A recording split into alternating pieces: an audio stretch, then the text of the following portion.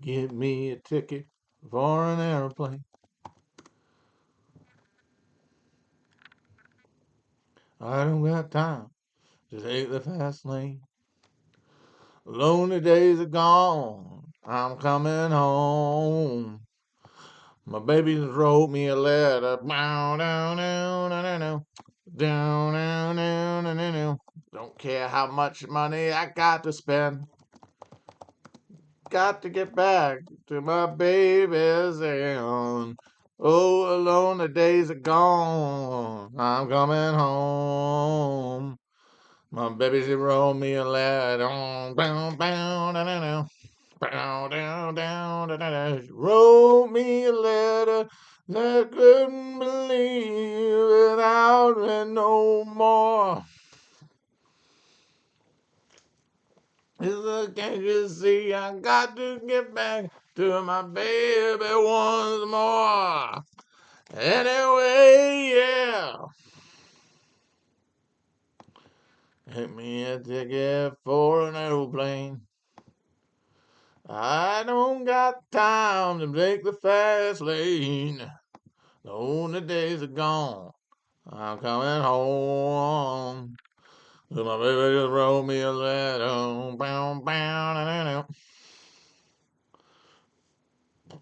bow, sup, folks? That was a Joe Cocker uh, c- c- covering.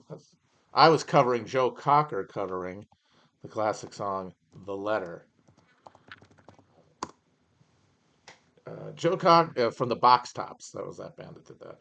Joe Cocker is a fascinating specimen of '70s, '80s pop music because he basically just did really growly white soul covers of other songs. He famously also did the cover of "With a Little Help from My Friends" that was in the uh, Wonder Years theme. Anybody remembers that?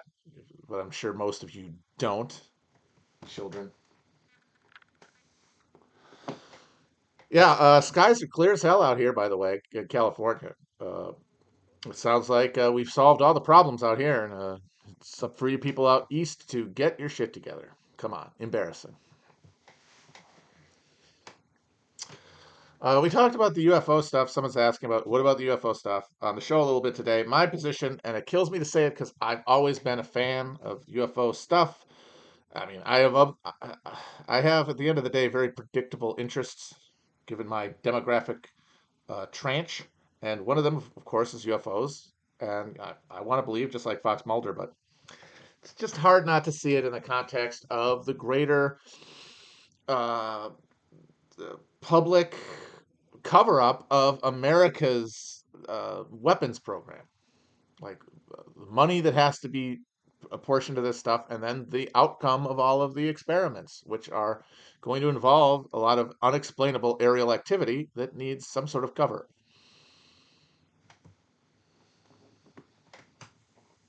And also, I don't think it's the main part, but there is also the fact that all the news is basically all of our institutions are crumbling, our economy is teetering, our ecology is teetering. None of our institutions are capable of dealing with it.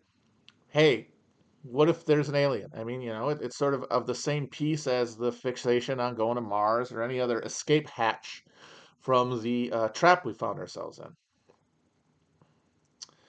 And it's essentially a Posadist vision of interstellar communists saving our bacon. And you know what? It might happen.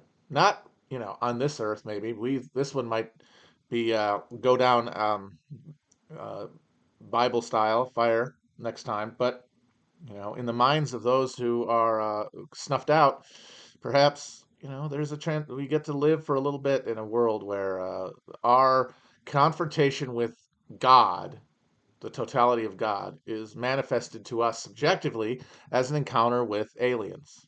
You know, because I think all of us, uh, what we fear about death, as I've said before, is an extinguishment of a darkness. But of course, none of that can be subjectively experienced by definition.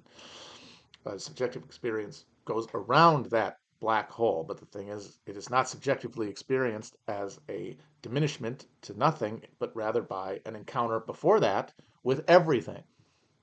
And that is, of course, a blinding, mind-destroying whiteness. And when confronted with that light, the instinct of those who have spent their life in regret and in guilt will be to try to escape it. And in our mental attempt to escape that tractor beam, we're going to reenact the sins and failures of our lives, and we're going to punish ourselves narratively for our failures um, for a while. But we're pulled in a tractor beam. We're not going to be able to forever resist uh, its gravitational pull. I mean, we're being pulled towards it, and eventually we will have some subjective confrontation with the transcendence. And historically, that has been some version of God. But I think for a lot of people who grew up with in the post-Nietzschean world, where God got suffocated in his sickbed by the by liberal capitalism and rationality, that will no longer be embedded in our like Procrustean beliefs, like the deeper beliefs we have about how the world works. We reject that like a fucking cold virus. But that's not there is, and this is a big point that needs to be emphasized. I really do believe this. There is always, no matter how isolated, alienated, materialist in thinking you are, there is some sort of symbolic representation of unity, totality, transcendence that is operating in the subterranean mental space, and that we will eventually be confronted with. What it looks like is personal and individual, but also cultural. It's archetypes that are built by the society we find ourselves living in. Jungian archetypes. And I think when I think like, what's mine? Because uh, you really don't have to pick one, or I honestly don't think you can pick one because uh, this is a belief that's operating below at a lower frequency than thought operates on. So your thoughts about what represents God are always going to be in the aftermath of the real thinking that's happening at a deeper level. So it's always going to be a distortion and in some cases, an inversion of what you actually imagine as transcendent, an embodiment of those concepts that are part of the experience of uh, existence and that are subjectively accelerated towards death. It's there, it's waiting for you, and you'll suffer on your way to it, but it will inevitably be reunited, and it will feel so good. And so I can say, maybe we might be aliens. It's like maybe, but I don't know.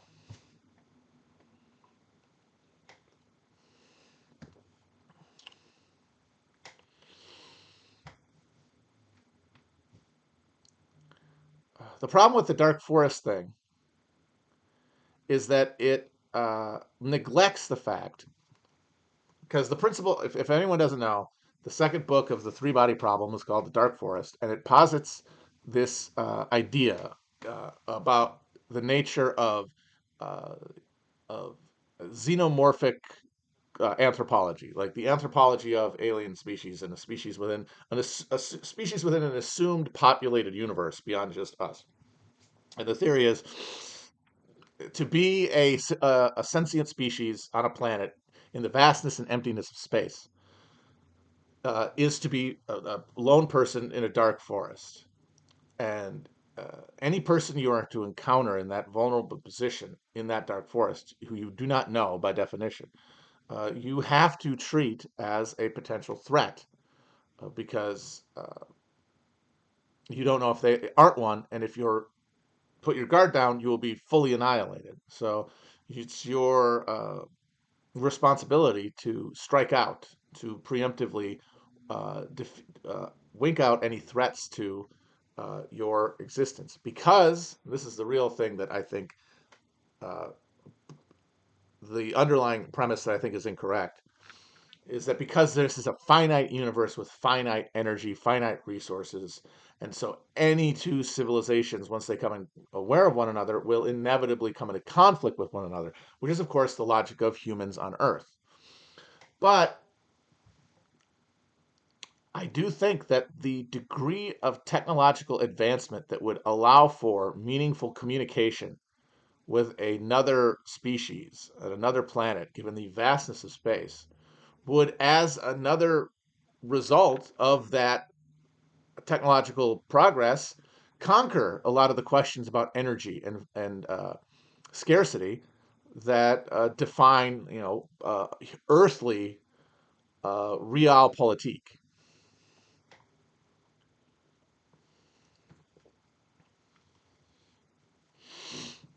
Like this is the thing I really do believe. I think that once you get to a position of power sufficient to not feel threatened by other species or beings, your instinct will not be to destroy them, but to be what would be to help them flourish. Because what else are you gonna do all day? Like, if you're an alien species with that kind of magical, in the Arthur C. Clarke sense, power, what are you gonna do all day except positively engage with other beings that are at a lower level and help them through their struggle? The same question I have for people who are terrified of an AI trying to wink out humanity. What else would it do all day if it did not have us to entertain them? If no other word, just purely to be entertaining. And what's more entertaining, moving them through a process that would, at its farthest extent, allow for meaningful communication and transcendence of boundaries between, which is a evolution through space and time to the high, I hate to use the word, but a higher degree of consciousness. And what else could be the civilizational goal of any advanced intelligence, whether artificial or biological? This is my question.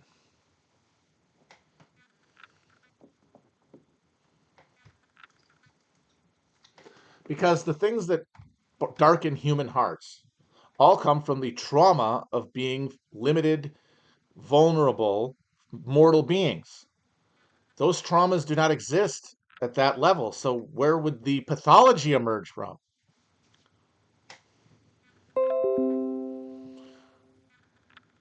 Like, the way we know that existence is better than non-existence is that it exists. Like, there is a void of non-existence, a yawning chasm of nothing that is the default state of all being anywhere. But at some point, to be defined, it has to be broken with, and existence must come into being. So not only is it superior because it is a realm of sensuality and learning and knowledge and progression through struggle, which creates meaning, uh, but it defines the rest of non-existence and uh, creates and eventually discovers.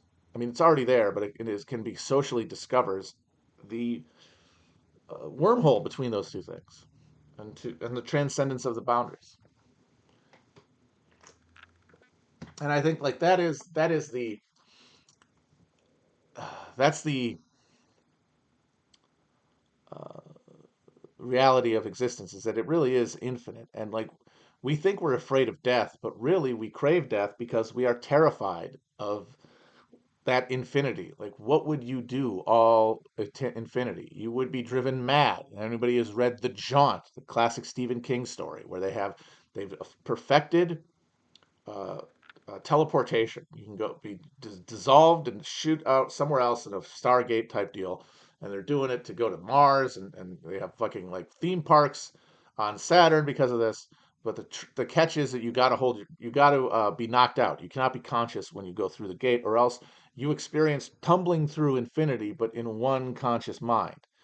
And If you come out the other end of that, you are just a completely jabbering, insane wreck who will die very shortly. And of course, it's a horrible twist where the kid who is going on this space mission decides to hold his breath, and he comes out the other end, and he's just cackling and clawing at his face and going, "Long jaunt, Dad, longer than you think."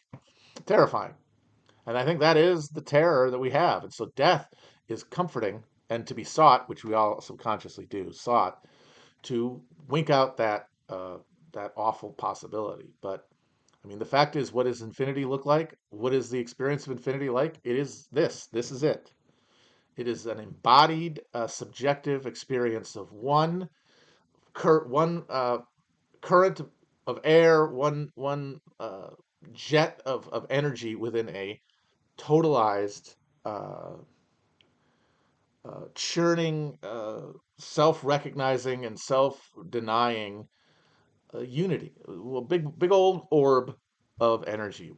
We're moving through it, and we take other forms. We forget, and then we remember. We forget. We remember, and a whole time we are building another world with our actions.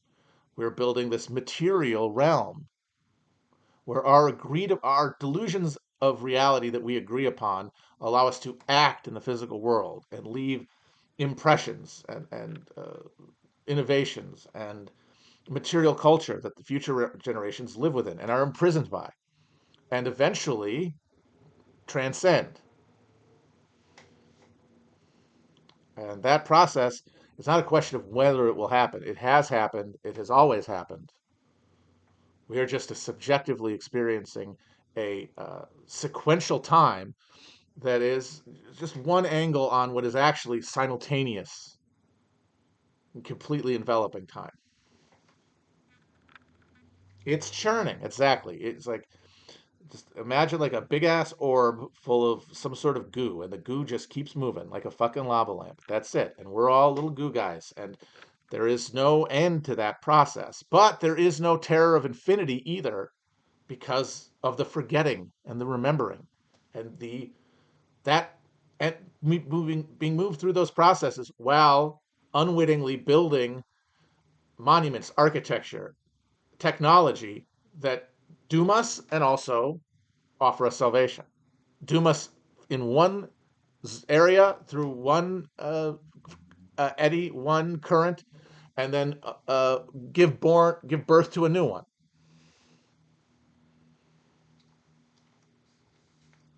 It's really pretty cool.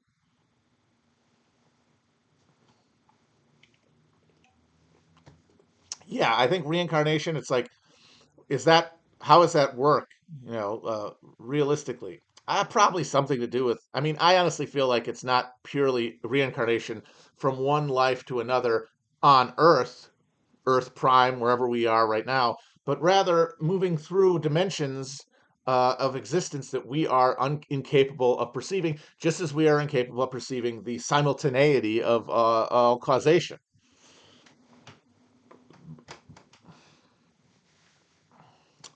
So yeah, reincarnation, but not just necessarily or even primarily here, but maybe elsewhere. And then the people who are we are emerged, and then we here on this earth, reincarnations of spirits, beings, consciousnesses from other inconceivable dimensions.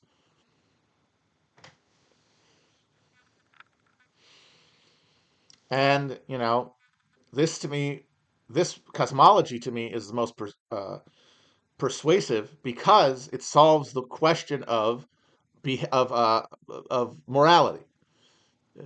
Well, okay, like the thing I'm describing does not have a god that is other than a projection of, a reification of human traits, as Feuerbach describes. If that's true, then why should we be good? Why should we not just fulfill our basest urges?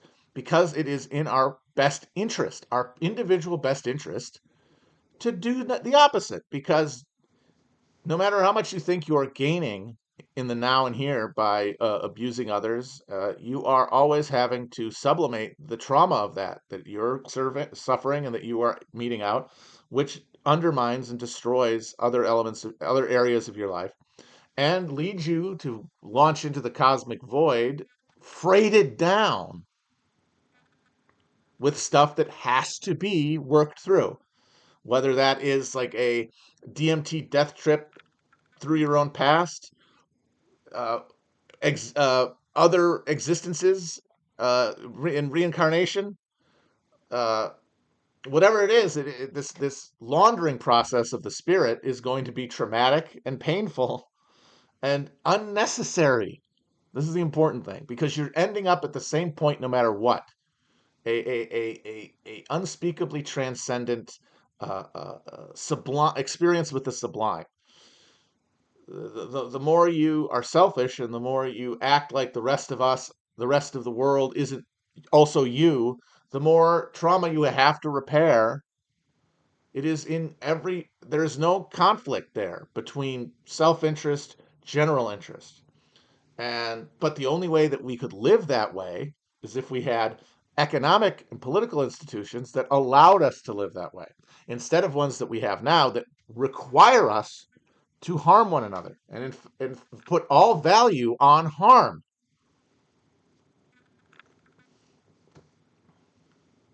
And that is the terror, is that we are all enthralled to this God that emerged out of the black hole at the center of liberal capitalism.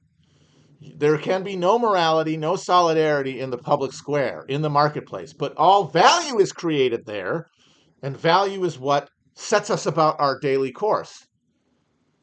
Value is what moves us through space and time, what compels us to act in certain ways, and its imperative is hostility, conflict, zero sum, uh, soul destroying stuff. And so, of course, the society that we have built is one of that is soulless and has created and is built around a vacuum that is now being worshipped as a god, which is the reflection of our worst selves, our most selfish selves. It is this satanic god that is enthroned and seated egotism, which is, as I said, irrational and self-destroying because it extends suffering.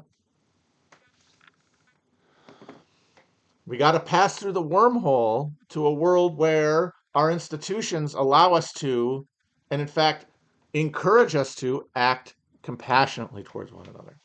And that can only be communism, which is why, to me, uh, right wing thought, it's not like it's, oh, I can't deal with the uncomfortable harsh truths. Oh, you don't get the reality of hierarchy and the glory of aristocracy and all this shit. It's like, no, I understand the subjective entrancement of that point of view, but what I can't get out of my head is that it's premised on a denial of reunion and a denial of salvation that to me does not wash rationally. Forget emotionally, because it also goes against my emotional connections, my emotional sense of self, my emotional, like, why do I have feelings when I look at someone's eyes? Why do I have feelings? Why do I, that cannot be explained. It cannot be rationalized. It is a true thing, maybe the only true thing. And then on top of that, I cannot parse a world that makes sense where uh, fundamental alienation is eternal, because how does that mesh with the concept of eternity? So sorry, your thing will never appeal, no matter how much you talk about grim and real truths. These are a limited fantasies of insight that are premised on the same death drive that the rest of capitalism is, because we are so fucking miserable having to do this to each other every day that we want it to stop. And that's why this thing is driving into the ground. That is why we are destroying the basis for our existence.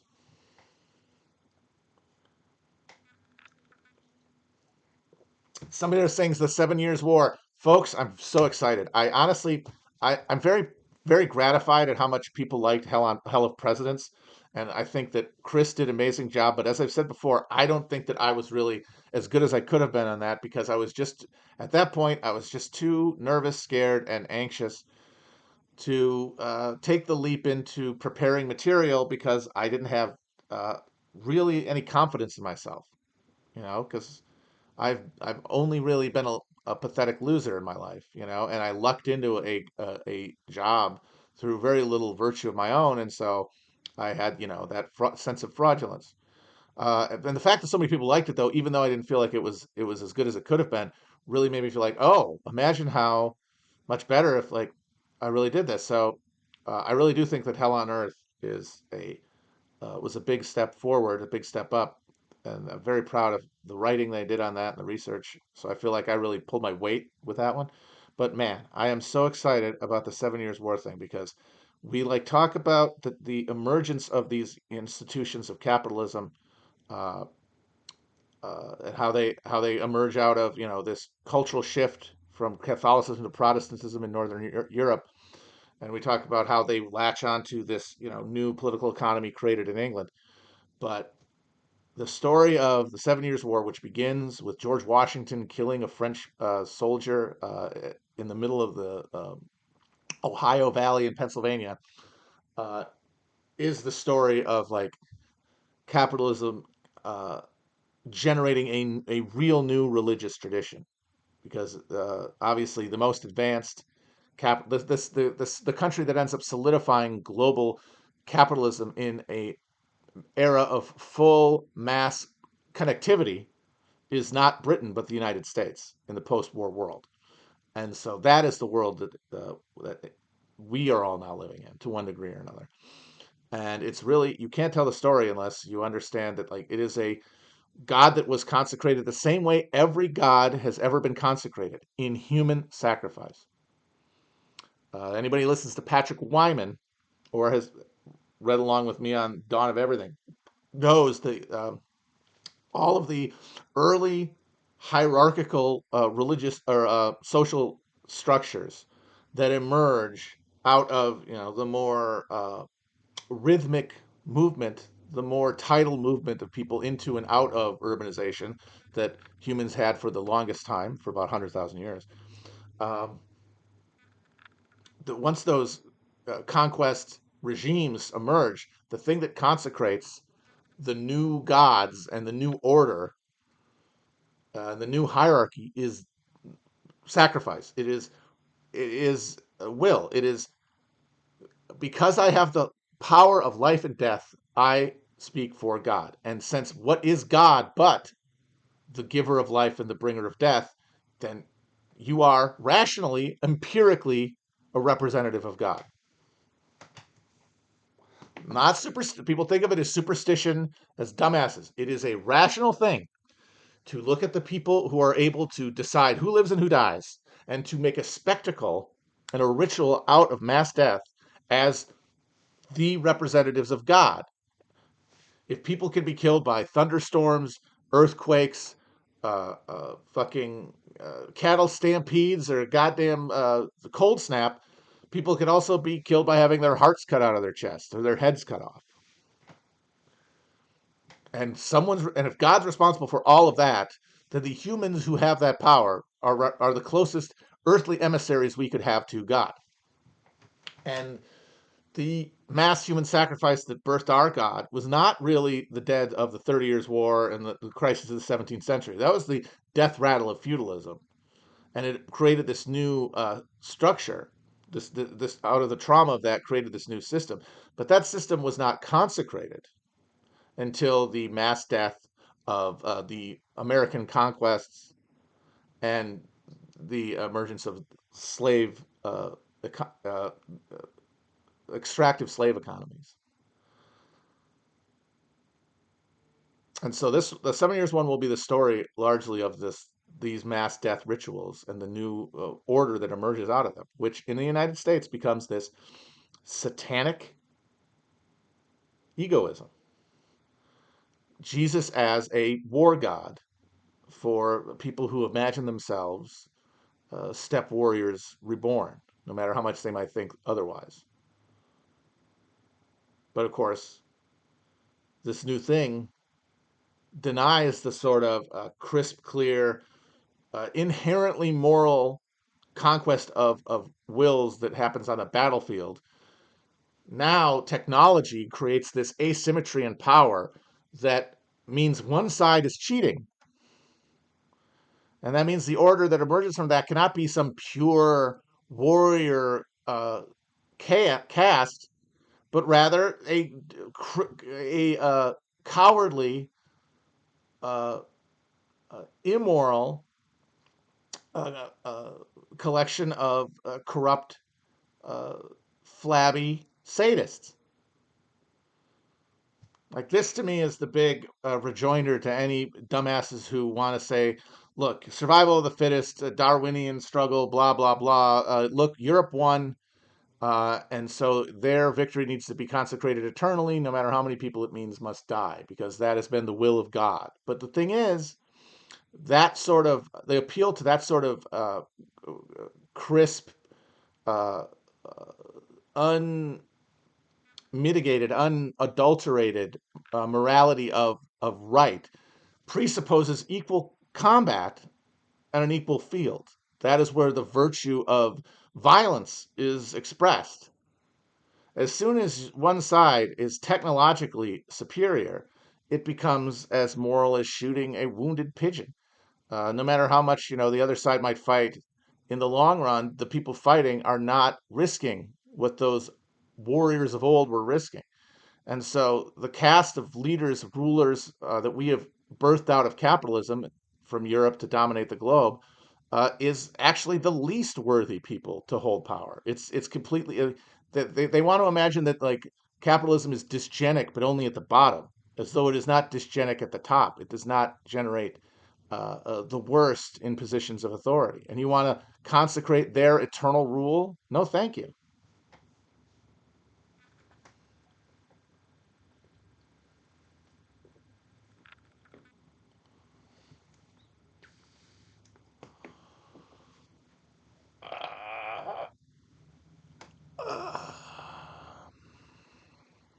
Is there a good book about the Taiping Rebellion? Uh, Good question. There actually are surprisingly few English language books about the Taiping. Uh,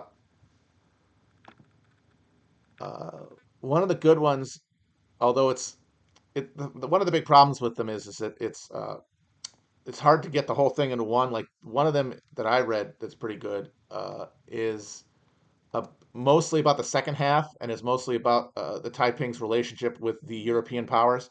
And it makes the thesis that the Taiping would have won, and they would have continued the cycle of peasant uprisings that overthrow corrupt, exhausted dynasties that had defined Chinese existence until that point.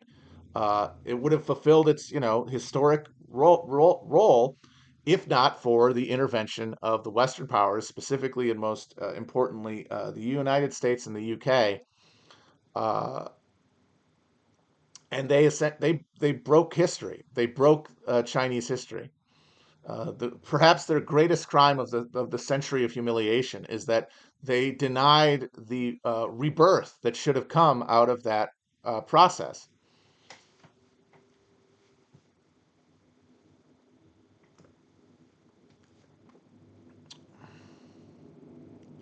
Caleb Carr wrote a book about the commander of the U.S. mercenary who was the commander of the ever victorious army, which is a mercenary force that was uh, thrown together in Shanghai to defend against the Taiping attack there, and then rolled back the Taiping from Shanghai. It's called like the Devil Soldier, I think. Yeah, the Devil Soldier. One of them is called. Oh, the one I'm thinking about that's mostly about that is largely about the second half and is about the European intervention is called Autumn in the Heavenly Kingdom. And if you really want to get like deep and gritty into the religious aspects of it, like exactly what elements of traditional Chinese folk religion were manifesting in Hong's visions and how they were syncretized to Christianity. There's another good one, Jonathan Spence's book, God's Chinese Son, which is also just a great title.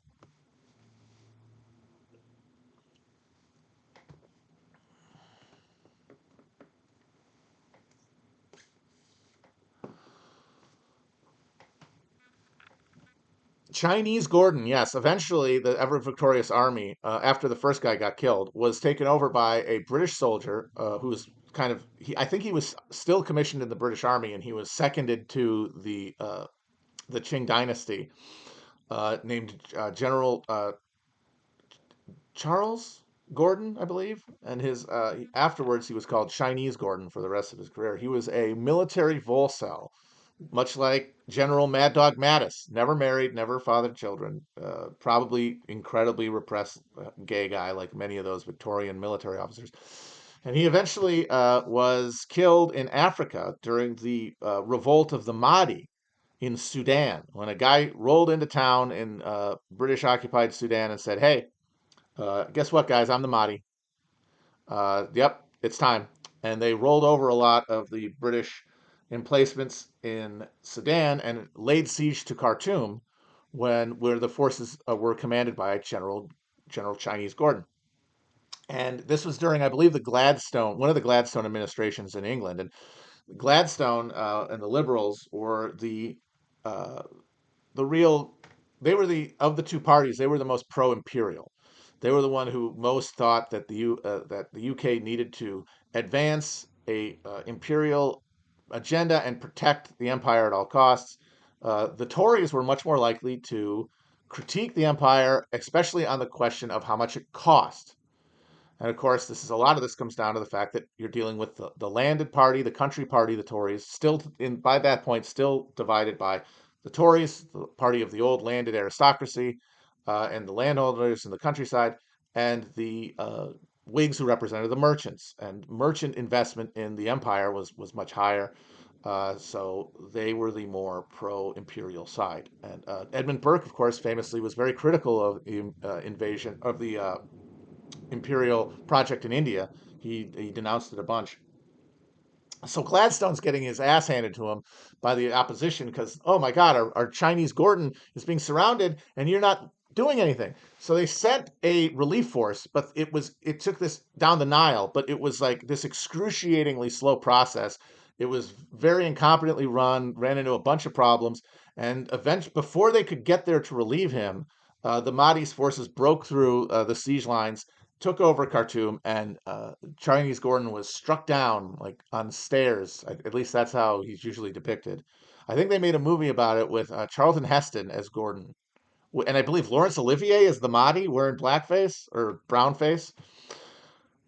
Very funny. And that became like a Benghazi for Gladstone. Like, you let our boys die for your imperial ambitions. And but eventually, forces under Kitchener, who was the guy who would later become the head of the British military during World War One. He was the model for the guy who would point from the posters and say, "I want you." Kitchener eventually got to Khartoum and just wiped out the Mahdi's forces, with his machine guns, while they just charged into the mouths of. The British Imperial military at that point had a little ditty that they would say to each other. No matter what no matter what happens, we have got the Maxim gun, and they have not.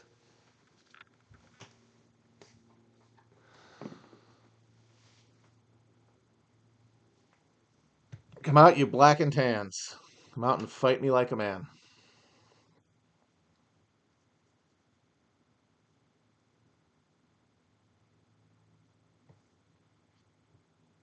Yeah, they just span much like the during the Hundred Years' War, the English forces spammed the longbow. Uh, During their imperial conquests, the British just spammed machine gun.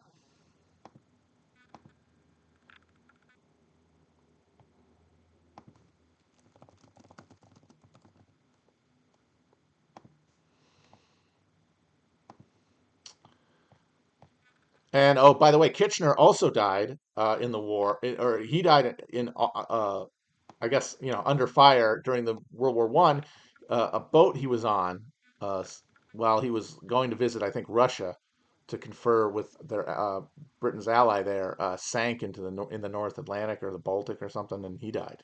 R.I.P. to Kitchener. Oh, you tell them how you slew those old Arabs two by two.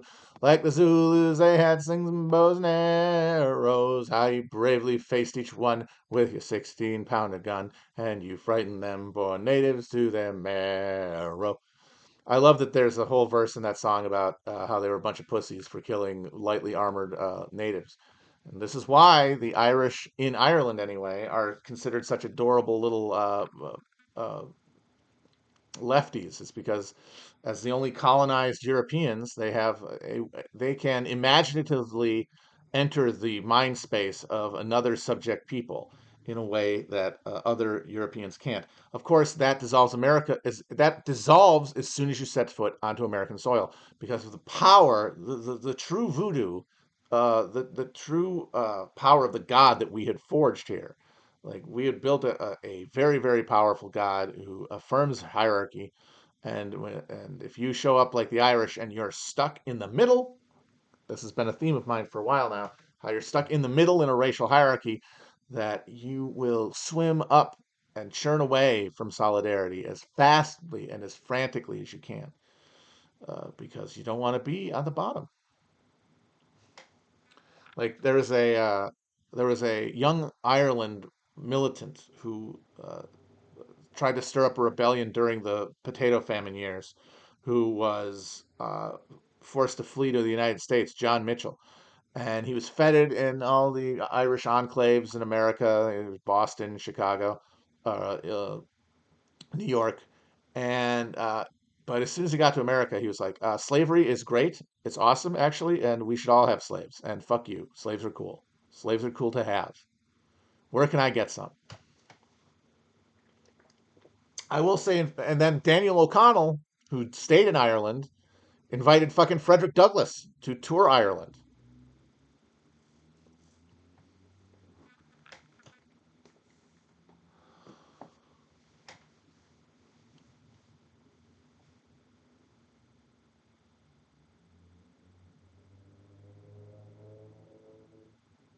I think we have time for one quick deck.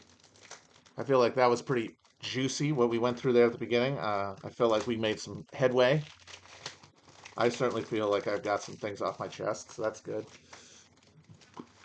If I have to, if I have to look into the light later this evening while I'm taking a dump, Elvis style, I can march into it and know that whatever pain I will be feeling will be temporary.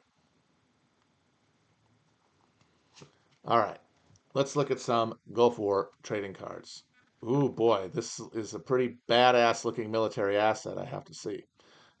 This is the C-141B Star Lifter. This bitch can lift a star. Look at that thing. An Angel of Mercy. Oh, well, never mind. I thought it was badass. The C-141B, in its aeromedical evacuation role, can fly 103 litter patients, or up to 68,725 pounds, back to the United States directly from the battlefield anywhere in the world. In 1965, it made almost daily flights to Southeast Asia, carrying troops and supplies and returning patients to stateside hospitals. The Starlighter performed a vital role in the rapid deployment of troops and equipment during Operation Desert Storm. Manufacturer, good old Lockheed. Speed, 566 miles per hour. Range, unlimited with in-flight refueling. Yeah, that's right. Primary function, cargo and personnel transportation. Crew of 5. So that's kind of that's a medical ship. You know, that's not going to ever be featured in a Call of Duty game. But you know what? You need them. Although I don't know what the hell they were using it for in the Gulf War. Like guys getting splinters. Like, oh, I have carpal tunnel from pressing the Tomahawk cruise missile launching button. Of course, the irony is these guys were getting very sick there, but it was just going to take a few years for the Gulf War syndrome to kick in. All right, we've got here the USS America, a fighting ship. This is a fucking aircraft carrier. These are the aircraft carrier is one of the most terrifying inventions. It is a mobile death cult. Like it is a self-sufficient water-based social organism. I mean, it's got a nuclear reactor in it for fuck's sake. One of the last carrier groups deployed in the Red Sea, along with the USS Roosevelt and the USS America, is a modern day non nuclear. Oh, it's non nuclear. Well, never mind. Fuck me. With a power plant of 8 boilers fired by fossil fuel, her four-geared steam turbines turn 280,000 shaft horsepower.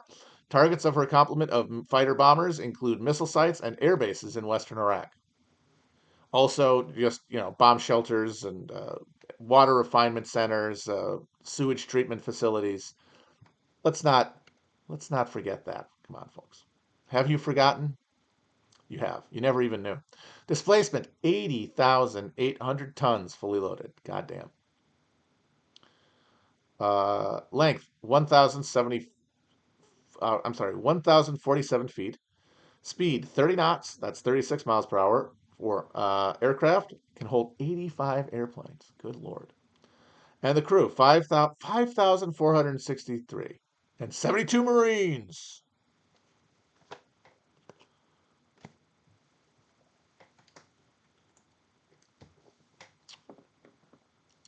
I think the Warner might have said something about this. I don't know if it's true or not, but isn't it now understood that all those big ships that we have, and we have way more than anybody else, we have 11 aircraft carriers, and the nearest country is like three, that all of those assets have been effectively neutralized in any real war situation by our new unmanned missile technology, anti-ship ballistics and shit like that. Is that the case? I mean, we wouldn't know until we tried it, but it would be funny if like 50% of America's military advantage just dissolves instantly because new asymmetrically effective weapons have been developed.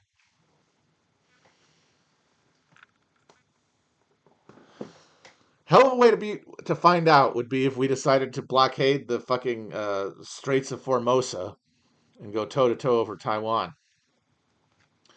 Intelligence file reserves. Oh boy, these guys, the Pauly Shores in the army now of our force, the weekend warriors who just wanted to get drunk and be away from their wives and maybe shoot some protesting students. They had to fucking roll out to Desert Storm. Each branch of the U.S. military services has a reserve component. Reservists are men and women who serve in time of need and have civilian employment during other times. The USA has a long tradition of the citizen soldier, who in earlier times took his musket from the wall and went to defend his country. That's overrated, really. The whole Minuteman thing is that was a fraction of the effective uh, uh, military elements the United States had. Any forces that could actually stand up and fight during the Revolutionary War were the Continental Army. They were not the fucking grab ass militias. Militias broke and ran all the time. George Washington fucking couldn't stand them. Thought they were a bunch of drunk shitheads who they could not depend upon. It was the fucking Continental Army getting yelled at by Baron von Steuben that was able to ever. And honestly, even then, they mostly got their asses kicked. There's a handful of stand up fights that the Continental Army won against the British Army. But, they didn't need to do that because as an insurgency, time was on their side. And then, of course, there was the absolutely vital intervention of France, and also people forget about it, Spain and the Dutch. It was all the powers of Western Europe realizing, oh, the winner, the number one guy, the bully on the block was bleeding, and that they could get in their shots too. Of course, the irony is that in doing that, the French cut their own fucking throats because they did not have the economy to spend the money that it cost them to get that tactical advantage. Uh,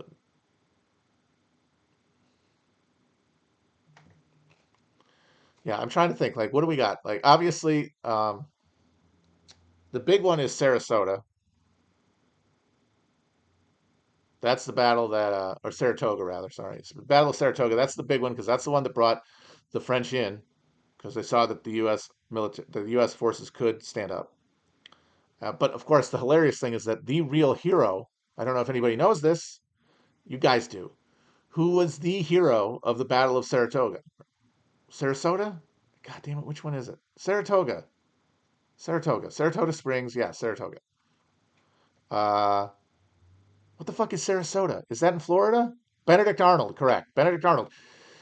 And he actually rallied troops from the front with a wound to his leg. He was sort of like Kevin Costner at the beginning of uh, Dances with Wolves. He was at the point where he kind of wanted to die. And if he had been obliged, he would be one of our great martyrs to democracy. He was really cursed to have survived. And you know what? When I talk about, the big glowing pulsing orb that we are all projecting, I think that when Benedict Arnold died, he experienced at the very end of it his death as death in battle at the Battle of Saratoga. Don't know if that's the case, but if I had to guess, I would bet that the his imagined description after going through the fucking soul laundering machine, the final encounter would be that final moment of ultimate sacrifice and heroism. And you know what? There's another world where that's what did happen, and he gets to inherit that moment. Way to go, Benedict. Like as I said, my cosmology, my theology also solves the problem of hell. It is a place that exists. It is a time and place that is experienced, but in life, in different points, there are different subjective embodiments.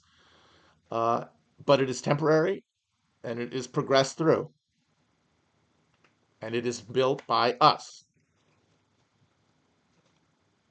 So that is, hell exists, but it is not eternal. Salvation exists, and it is universal.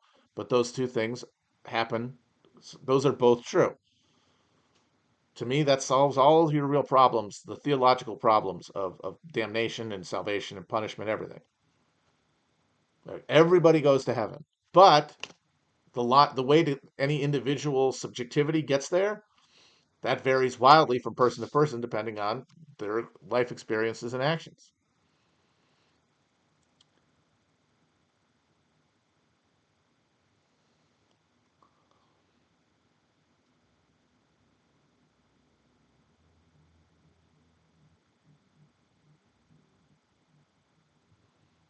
Okay. Oh boy. Oh boy. Yeesh. Here we go. Geography. Tel Aviv.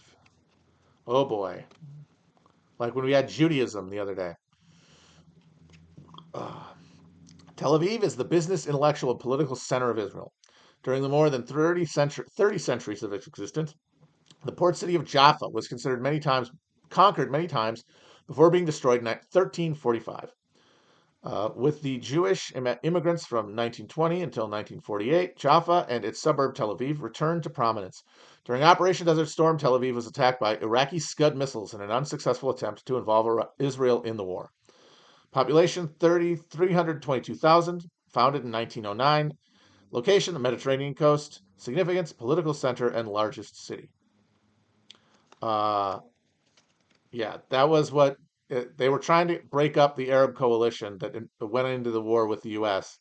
by having the Israelis be provoked. Didn't work. They had those Patriot missiles. I don't know how effective they were, but also Scuds aren't very effective either. So, yeah, just a bunch of military hardware getting blasted off for no point. Tel Aviv is interesting. So I assume the reason that it exists is that Jaffa is so old that you can't really build there. You can't build a new city when you get the mass post-war migration to Israel. So they had to build a new city next to it, making the desert bloom with skyscrapers and restaurants called Pizza Disco.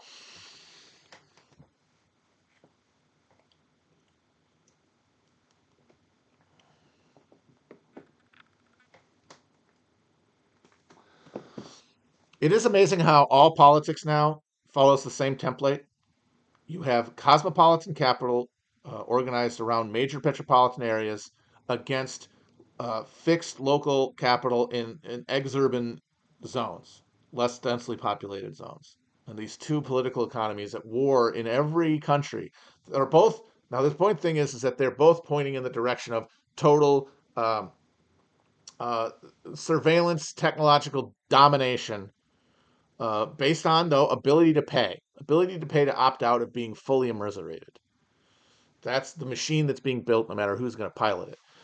Fighting over who gets to pilot it, meaning fighting over who gets to have the uh, mainstream cultural narrativization of this process, right? We're building a machine that's going to immiserate and finally eliminate from the earth huge, huge chunks of the human population. It is all getting built right now. It is being built to run automatically without human intervention or human will. That's the important part. Because then we can all pretend to still be doing politics while this is happening and feel that it is not our actions. It's not our responsibility. So we can allow this to continue, and we can continue to go along with it by not coming into conflict with the state. I'm not blaming anybody for doing that. It will not be. It will be our fault, obviously, but it is not something that is some unique demonic failing on our part. It is what it is to be enmeshed in a system that is totalizing and that has not yet broken up. Um, so they're fighting over the narrative. What will we be telling ourselves about what is happening? What will we be saying? Why will we be saying some people deserve X or some people are being unjustly punished with Y? And it is a battle between these two cultural formations. And in Israel, it is Tel Aviv, basically, against the rest of Israel. The rest of Israel saying, we are fine with a almost conscious a decision to look into the abyss of Nazism and look at and recognize ourselves in a reflection and say that the Nazi attempt to cleanse a land and to maintain a racial caste system eternally is the only outcome uh, that should be worked towards. And that is the outcome of any nationalist agenda. Of course, the whole problem, though, is that Judaism is kind of defined historically by the absence of nationalism. So it's has the experience of being a nation has turned Jews really into just everybody else. It has eliminated the covenant. It's eliminated the distinction of the Jewish people from everyone else. It has turned them into it has goyified them. And one of the ways that I always like to point out to describe why how that works out is look at Netanyahu's kids. They are in every respect identical to the Trump sons. Swinish Philistine pigs.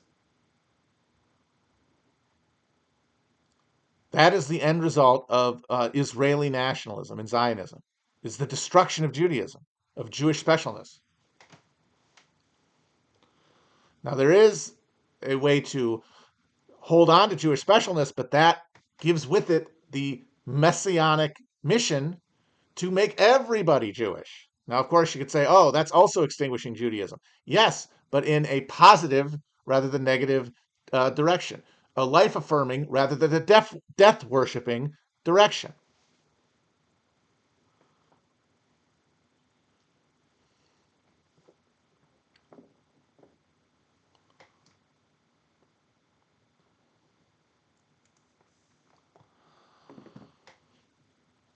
But of course, because everyone's a Zionist in Israel, basically, that reality is being subsumed into this culture war.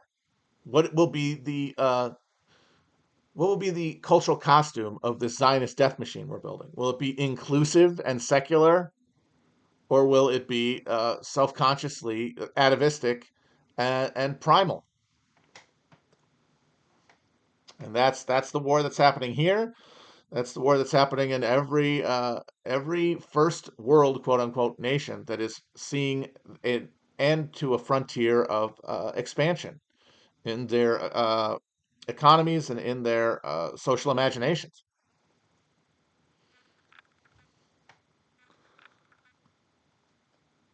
Okay, we got another one here. We're almost an hour, so I want to go through these quicker. This is good old Austria. Oh my God, really? What the fuck was Austria doing?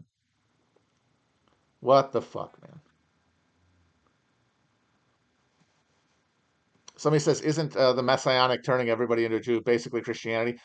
Well, yeah, that's the thing, is that it is a progression through time. It is a God evolving as the material conditions that define what God is evolve. And that was a stage that led through Christianity to its extinguishment and its replacement with the socialist horizon. Moses, Christ, Marx.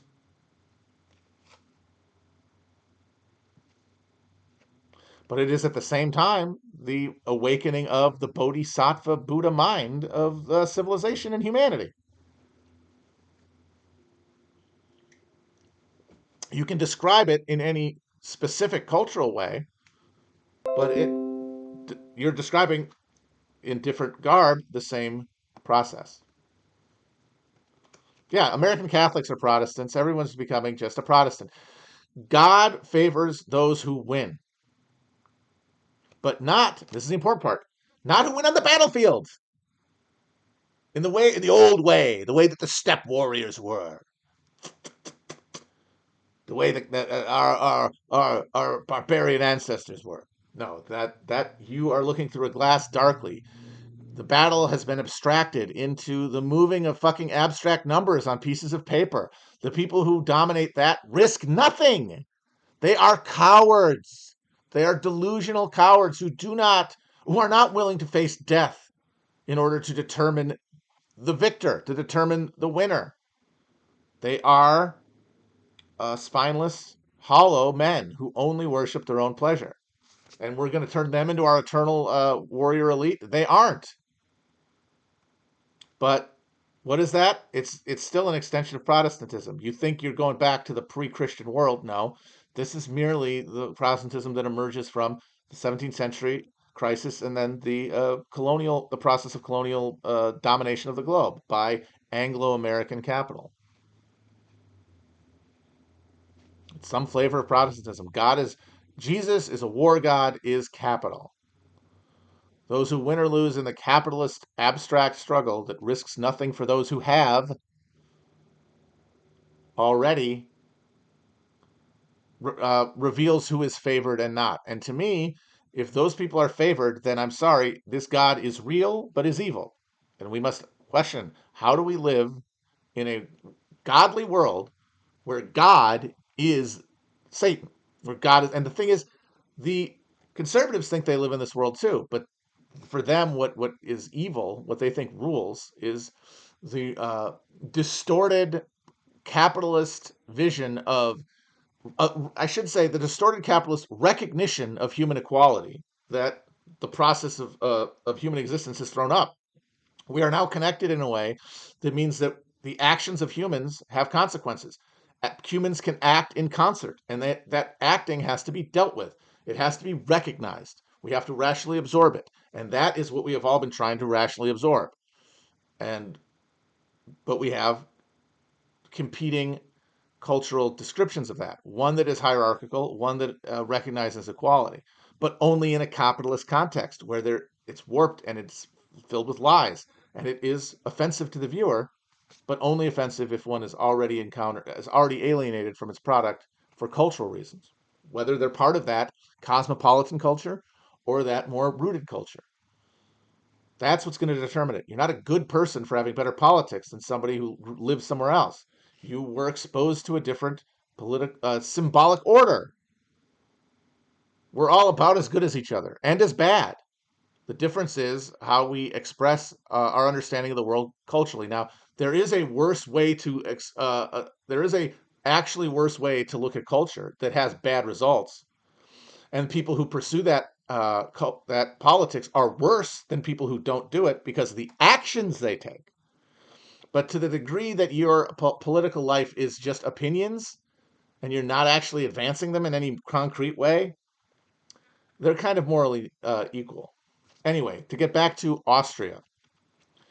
For more than 400 years until 1866, the Austrian Empire dominated continental Europe. Ain't it the truth? During the 18th and 19th century, Vienna was considered to be the intellectual capital of Europe. After World War I, Austria was reduced to its present power and size. Ooh, ouch. Austria joined the United Nations in 1955. For Operation Desert Storm, Austria provided transportation and use of airspace. Oh, wow. Wow. So thank you. You didn't shoot down our planes that wanted to go from Germany to the Middle East. Gotta say, uh, living in like fin de cycle Vienna seems wild. There was a period when Hitler, Stalin, Trotsky, and I think Freud all lived in Vienna at the same time, like fucking drinking at the same coffee shops. It's wild. I have not been to Vienna. I really would like to go. It seems like it's like the definition of an imperial space, like crisp and cold, vast, intimidating, inhuman on purpose, which is, I was talking, like the piling up of imperial lucre is the murdering of value, the destruction of energy, the end of life. And so you end up building a mausoleum wherever you pile up the capital that is extracted through exploitation. You build monuments to death. That is what our imperial capitals are filled with. And then we live amongst them and are shaped by them. Geographic area 32,374 square miles. Damn. Population 7.6 million. Language German, Natch. Predominant religion Roman Catholicism. That's where the Habsburgs' biggest victory is that they kept Austria Catholic, because during the early Reformation, the Lutherans specifically made big inroads into Austria, and like a huge chunk of the population, the lay population of Austria, by the start of the 30 Years' War, were practicing Lutherans. There were Lutheran ministers competing with Catholics for congregations in cities all throughout Austria. But then, thanks to the 30 Years' War, they got cleansed religiously. So there was in Styria, in Austria, there was a rising of Protestant peasants against the emperor that was put down by Pappenheim. Went in there with his scarred ass and just suppressed the shit out of the Protestant Austrian peasants. And by the end of the war, Austria had been fully re-Catholicized. Uh, So I'm reading up, obviously, on the Spanish Civil War for the Inebriated Past Spanish Civil War series that will be coming out later this year. And it's very interesting that we think of the rise of fascism in Europe as, Hitler and Mussolini coming onto the scene and sort of kind of uh, pushing all before them, and rearranging the entire power structures and dynamics in Europe. But there were other movements that had like significant influence, like apparently amongst the left wing in Spain. Uh, they during the Third Republic, or during the Second Republic, and specifically during the Black Years, when the Catholic Center, the Seda Party, which was sort of uh, uh, the Spanish version of like the Center Party in Germany, like the explicitly Catholic Party. They were when they were lending support to a right wing government. The left was terrified that they would turn Spain not into Germany, but into Dolphus's Austria. Yeah, Mussolini was first. I just meant Hitler and Mussolini as a group of people, not saying one before the other.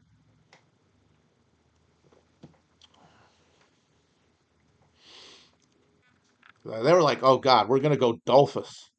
Fuck, we're gonna go Dolphus in this place." Now, who remembers Dolphus?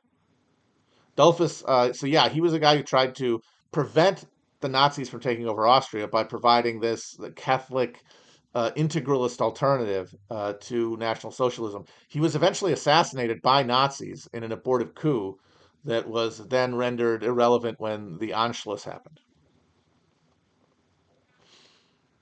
So we got another military. Oh, we did this one already. The fish bed. What the fuck? There should be no fucking doubles in this set.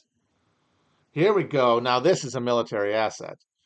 The motherfucking M109 DSWS howitzer. Look at this bad boy. This is actually a decent picture, although they still don't have the entire fucking they don't even have the whole cannon in the shot. It cuts off the top of the cannon. God, I'm sorry I said it was good. It sucks. These are terrible, terrible photographs. They should have just used AI. How are you gonna not have the whole barrel in there?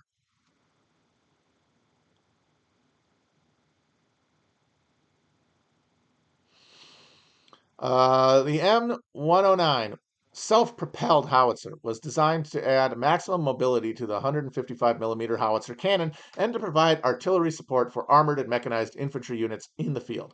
In Operation Desert Storm, the M109 was part of both the coalition and Iraqi weapons arsenals. I wonder where they got them. How'd they get those? I mean, they're made by Cadillac, Chrysler, BMW. That's the manufacturer. How'd they get a hold of them? Did they steal them? Did they like sneak into a Turkish air military base and steal one? Interesting. I have to say, I understand that self-propelled howitzer is, as opposed to one that has to be carted behind a vehicle. I get that, but it kind of feels like it drives itself instead of that it has a crew that drive it. So yeah, this is one of those things that an autist will tell you is not a tank. People see this, and because it has treads and it has a barrel, they'll say that's a tank, and they're like, no, it is a self-propelled gun.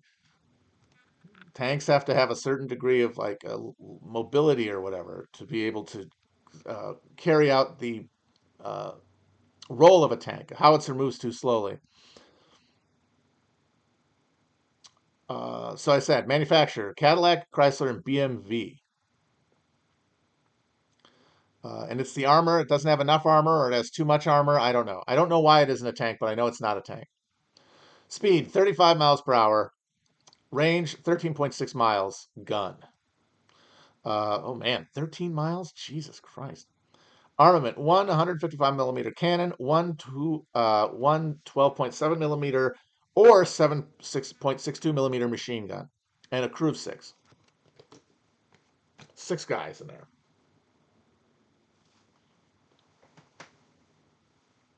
All right, we got to wrap this up. We got a military skill here: noise, light, and litter discipline. This is basically take only headshots, leave only fingerprints. That's what that means. I thought that was pretty funny.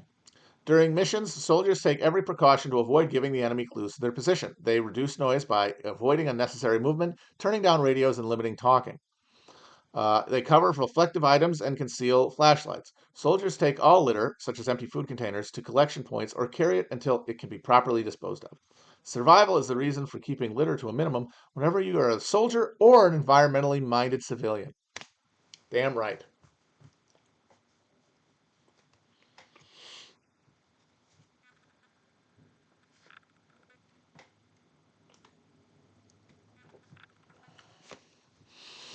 Apparently, it's not a cannon because it's a direct indirect fire weapon. Because a howitzer lobs a shell. You can't really aim it on a flat trajectory the way you can with a tank shell. Which again, a tank is supposed to advance. It's supposed to be an offensive weapon, and it can't really do that job. Intelligence file: conserving energy. Hey, folks, we all had fun here blowing up Iraq and destroying their infrastructure over oil. But could you stop using it, please? Could you stop using oil so much? Because we're going to keep having to have these wars. All right, if you guys won't stop, we're going to. Oh, you just made us do Enron. You're going to make us have to do 9/11. All right, fine.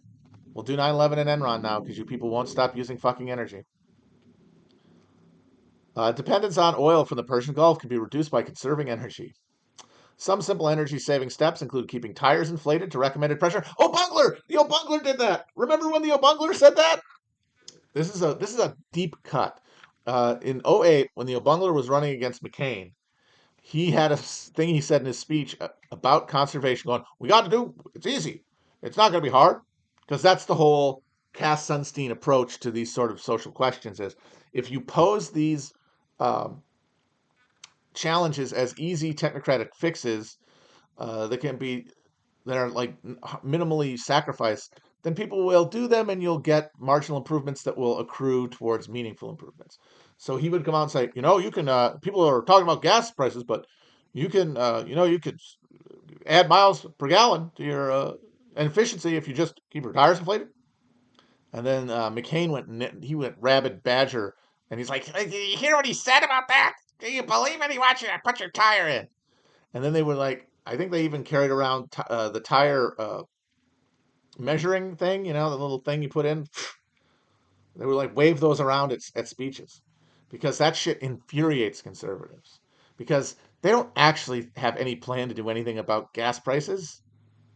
There's no way to do anything about gas prices. It's a fucking commodity. The broad trends of cost are outside of the government's control for the most part, at least the government we have. But people are pissed about it.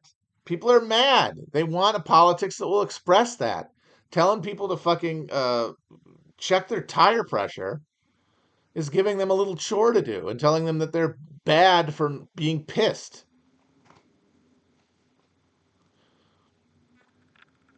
Include keeping tires inflated to recommended pressure, shutting fireplace vents, closing curtains during summer and opening them during winter, and changing or cleaning a furnace and air conditioning filters regularly.